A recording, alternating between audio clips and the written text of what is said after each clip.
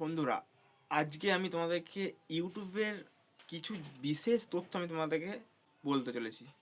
কীরকম বিশেষ? মানে অনেকজন, বহু ক্রিয়েটার্স আছে যারা ইউটিউব থেকে আর্নিং করে, এবং এখনও বহু ক্রিয়েটার্স তৈরি হচ্ছে যারা নিজেদের ইউটিউবটাকেই কেরিয়ার করতে চেয়েছে। ঠিক আছে, তো কেরিয়ার কেন করবে? কারণ ইউটিউব তারা জানে বা দেখেছে বা শুনেছে যে ইউটিউব থেকে ইনকাম করা যায়, সেই কারণেই তারা ইউটিউবে আসছে। ঠিক আছে, তো ইউটিউব থেকে ইনকামটা কীরকম হয়?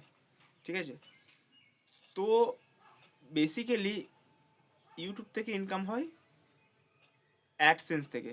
মানে তোমার কোনো একটা ভিডিওতে অ্যাড আসবে, সেই অ্যাডটা থেকে যে রেভিনিউ জেনারেট হবে সেটা তোমাকে ইউটিউব দেবে। কতটা দেবে, ঠিক আছে, সেটাও একটা কথা। কত টাকা দেবে, ঠিক আছে। ধরো ম্যাক্সিমাম তোমার ইউটিউব থেকে 10,000 টাকা ইনকাম হলো, আমি একটা উদাহরণ দিচ্ছি, 10,000 টাকা।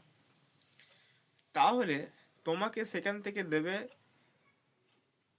5,500 টাকা, আর ইউটিউব নেবে 4,500 টাকা। মানে 55% তোমাকে দেবে, 45% ইউটিউব নিয়ে নেবে। ঠিক আছে, এই হচ্ছে ফান্ডামেন্টাল একটা সোর্স। ঠিক আছে, ধরো $100 ইনকাম হলে সেখান থেকে 55% তোমার, মানে যাই ইনকাম হবে তার মধ্যে 55% তোমাকে দেবে, 45% ইউটিউব রাখবে।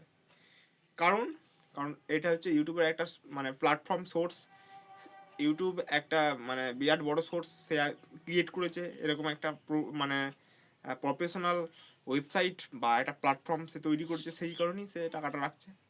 তুমি যদি সেই রকম একটা প্রফেশনাল বিশাল একটা সোর্স তৈরি করতে পারো, তাহলে তুমি সেখানে মালিক হয়ে যাবে।